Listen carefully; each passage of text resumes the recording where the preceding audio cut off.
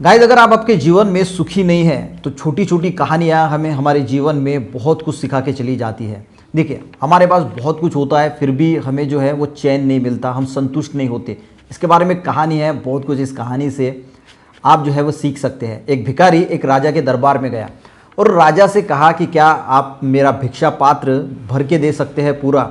तो राजा हंसा और राजा ने कहा कि इसमें क्या बड़ी बात है, इतना सा छोटा सा तुम्हारा भिक्षा पात्र है, इसे भी मैं भर ना सकूंगा, ऐसे कैसे हो सकता है। तो भिखारी ने कहा कि ज़रा सोच के जवाब देना, क्योंकि बहुत सारे राजाए मेरा ये भिक्षा पात्र भर नहीं पाए। राजा फिर से हंसा और अपने प्रधान से कहा कि जाओ इसका भिक्षा पात्र जो है वो मौल्यवान हीरों से भर दो। प्रधान अपने खजाने में गया और मौल्यवान हीरे दागिने लेके उसके भिक्षा पात्र में उसने डालने की कोशिश की, पर वो अचंभित रह गया। जैसे जैसे वो भिक्षा पात्र में वो हीरे जवाहरात डालने लगा, फिर भी वो भिक्षा पात्र भरने का नाम ही नहीं ले रहा था। पूरे खजाने जो है वो खाली हो रहे थे पर भिक्षा पात्र भरने का नाम ही नहीं ले रहा था। तो प्रधान ने राजा से कहा कि यह भिक्षा पात्र भरना नामुमकिन है। उसके बाद राजा को समझ में आ गया और राजा ने जो है वो भिखारी से कहा कि मुझे क्षमा कर दीजिए, मैं आपका भिक्षा पात्र जो है वो नहीं भर सकता। फिर भिखारी से पूछा राजा ने कि क्या इसमें ऐसा कौन सा जादू है, आपके इस भिक्षा पात्र में क्या जादू है, क्या इसका रहस्य है, ये भरता क्यों नहीं।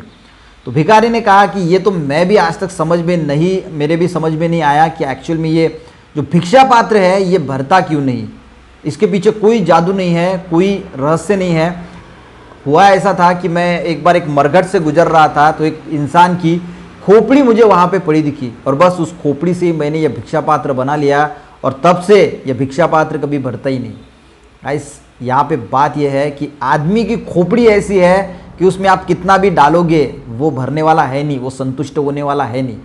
4000 करोड़ रुपए आपको बहुत लगते हैं, पर अगर आपके पास नहीं है तो आपको ज़्यादा लगते हैं। अगर आपके पास आ जाए 4000 करोड़ तो आपको वो बहुत छोटे लगेंगे। यानी 4000 करोड़ अगर दूसरे के पास है तो आपको बहुत लगेंगे कि वो बहुत बड़ा पैसा है, पर आपके पास उतना पैसा अगर हो जाए तो आपको वो उतना बड़ा नहीं लगता। बहुत सारे लोग ऐसे हैं गाइस कि जिनको 1 लाख रुपए ही बहुत बड़ा लगता है, पर अगर आपके पास 1 लाख रुपए है तो आपको इतना बड़ा नहीं लगता।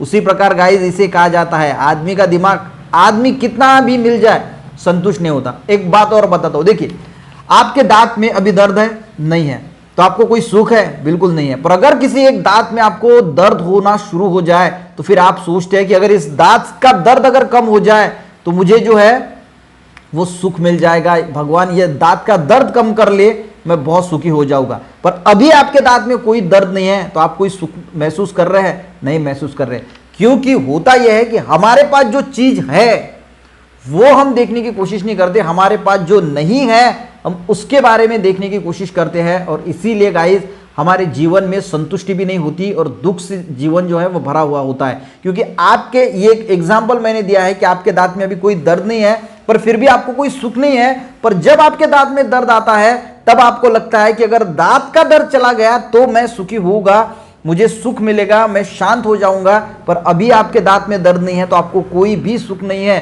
क्यों? क्योंकि हमारे पास जो चीज है उसे हम देखने की कोशिश नहीं करते। गाइस, आपके पास अगर रहने के लिए घर है तो भगवान से ये कीजिए, दुआ कीजिए, भगवान से प्रार्थना कीजिए कि भगवान आपका बहुत बहुत लाख शुक्रिया है कि मुझे रहने के लिए घर है। घूमने के लिए गाड़ी है तो भगवान की प्रार्थना कीजिए कि भगवान आपने बहुत दिया, गाड़ी है।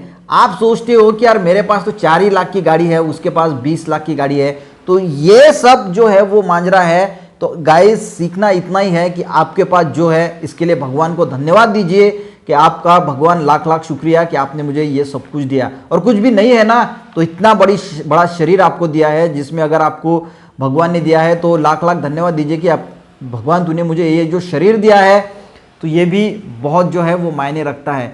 तो गाइज, आपके पास जो चीज़ें हैं ना उसे देखने की कोशिश कीजिए, जो नहीं है उसे देख के दुख मत जताइए।